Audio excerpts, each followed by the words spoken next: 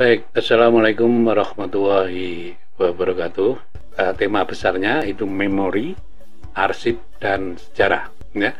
Jadi nanti topik-topiknya itu ada hanya 9 topik itu, dan beberapa referensinya juga bagian tertarik untuk tema ini nanti di bagian akhir.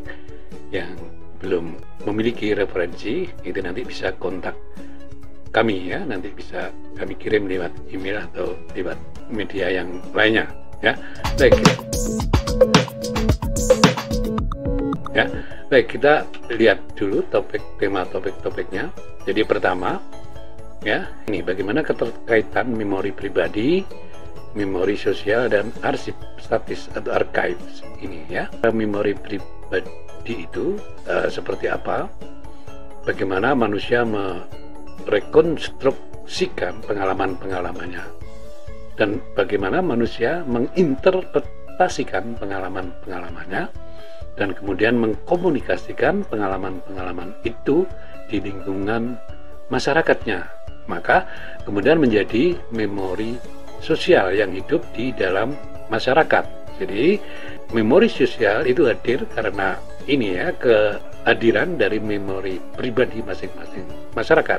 Ya, itu. Jadi nanti ada interrelasi, hubungan antar satu memori pribadi dengan memori pribadi yang lainnya, dan kemudian membentuk satu memori sosial ini. Nah, kemudian memori individu, memori kelompok, ya kelompok itu bisa memori perusahaan, ya memori komunitas tertentu, ya itu kalau disimpan di dalam lembaga kearsipan, ya atau representasikan dalam bentuk arsip, maka dia menjadi memori sosial yang diabadikan. Jadi arsip statis merupakan tempat mengabadikan memori sosial. Jadi dalam konteks ini nanti memori sosial, ada memori sosial yang terus berjalan di masyarakat, ada memori sosial yang sudah diabadikan atau dibekukan di dalam lembaga kearsipan yang disebut archives tadi. Ya, ini bagian yang pertama. Tema yang kedua, ini kita mencoba melihat karakteristik memori sosial yang masih berada di masyarakat, bukan memori sosial yang sudah diabadikan ya. Tadi sudah saya sebut. Jadi karakteristik memori sosial yang masih ada di masyarakat itu seperti apa ya?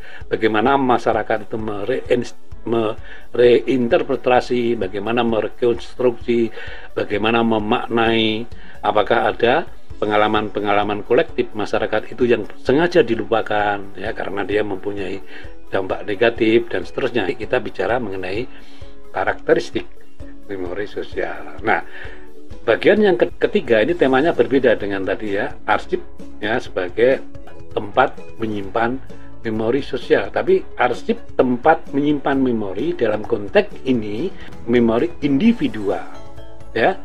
Artinya begini, jadi memori individual atau memori pribadi itu kan sifatnya rapuh dalam artian bahwa dia bisa berubah-ubah tergantung konteks kontemporernya ya, konteks kehidupan masyarakat yang bersangkutan ya, atau orang yang bersangkutan. Nah, oleh karena itu ada upaya dari perorangan maupun masyarakat untuk ini menyimpan memorinya agar memori itu tidak berubah ya sepanjang waktu. Nah, proses ini salah satu contoh misalnya Hammurabi kode Hammurabi itu merupakan ya, walaupun itu dalam inskripsi ya, itu merupakan pertama kali manusia mencoba mempertahankan memorinya agar tidak berubah sepanjang waktu dengan menggoreskan, memahatkan di ini batu ya. Hammurabi Code itu batu tentang suatu peraturan tertentu ya. Ini. Nah, bagian yang keempat ini tentang arsip dan rekonstruksi sejarah. Jadi apakah arsip itu interdependensi dengan rekonstruksi sejarah atau tidak? Nah, kalau tidak bagaimana? Kalau iya bagaimana? Nah, yang bagian kelima ini menjadi bagian yang cukup penting ya dalam konteks ini. Bagaimana hubungan arsip dan para pemenang. Jadi para pemenang itu maksudnya orang-orang yang menguasai satu lingkup tertentu atau satu komunitas tertentu, baik itu komunitas terkecil sampai dengan komunitas yang terbesar negara. Nah, dalam konteks ini kita melihat mengapa sih arsip-arsip yang disimpan di lembaga kearsipan itu ya sebagian besar adalah elit penguasa atau orang-orang terkenal itu, dan bagaimana akses terhadap arsip bagi para pemenang terhadap arsip yang disimpan di lembaga kearsipan. Nah, yang bagi tema ke-6 ini arsip dan kelompok pecundang. Jadi kita melihat ya tadi bagaimana sih agar orang-orang terpinggirkan, misalnya tukang becak, itu juga menjadi bagian dari memori ya yang terabadikan dalam bentuk arsip dan kemudian disimpan di lembaga kearsipan. Itu bagaimana caranya? Ya.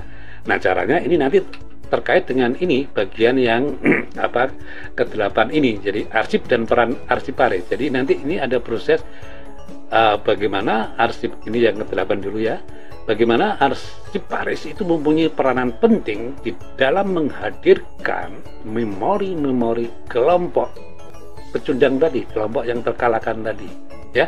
Nah, selama ini kan arsip-arsip isinya adalah dari kelompok-kelompok pemenang, tapi bagaimana arsiparis ini nanti bisa menghadirkan. Nah, ini terkait dengan ini tema yang ke-7, arsip dengan perspektif postmodernisme. Jadi ini ada dua perspektif, positivisme dan perspektif postmodernisme. Jadi postmodernisme ini mencoba mempertahankan keutuhan dari arsip itu. Jadi dia mempertanyakan proses penilaian, proses pemusnahan ya, yang dilakukan arsiparis di lembaga kearsipan dalam perspektif postmodernisme ini dilihat sebagai upaya menghancurkan identitas sosial.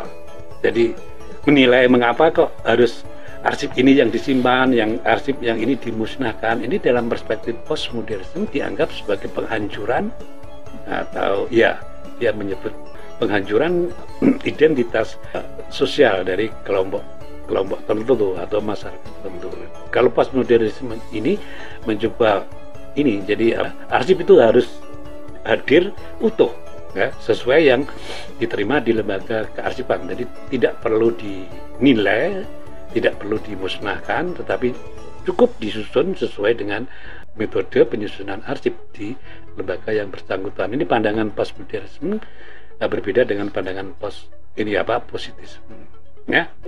Nah, kemudian yang terakhir ini arsip sebagai pembentuk identitas. Jadi bagaimana arsip itu bisa dijadikan bentuk identitas dari kelompok yang paling kecil, keluarga sampai negara ya.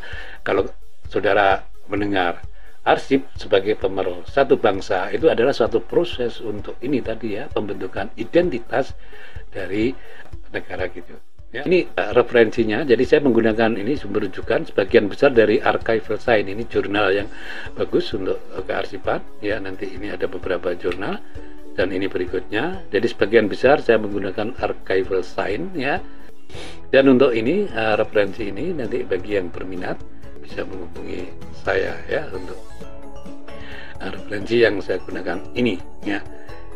Oke, itu saya kira baik. Terima kasih. Assalamualaikum warahmatullahi wabarakatuh.